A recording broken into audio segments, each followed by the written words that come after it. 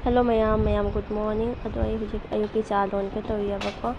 Ado ngasigi vlog sa kamay tawbo dum jengmina si mayam. Ado makataba dum hapake.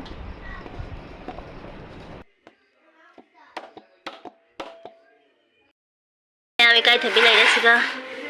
Phajadra jeng. Bubup lawi. Sinju tawdo ni se ama. Hawai ama thongani. Sinju ama tawrani.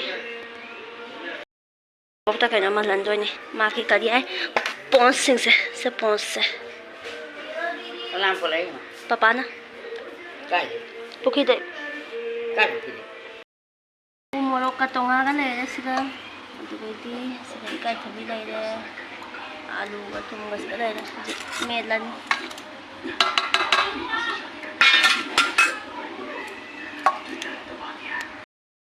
lai re jilbi jeng mayom amma ani ahum sagana bujia lere sa thakna rani sandagi mayam siga ani khak lere hojik moy ani se khang da taw do ram taw ro sem ba do yenga ro ga sikana pai khoi ama khokpa lore ama khoi kanna kai gino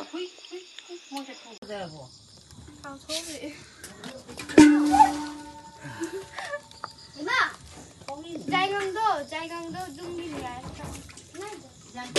manam kan moro ki ban tha anang mi ga moro ka tek pa apra bo ambo sa ko thum ngani dekis abak char ba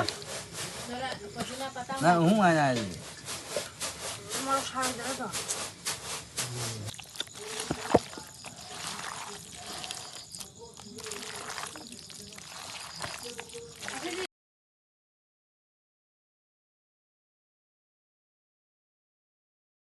mayam thongba lore machu si jam phajare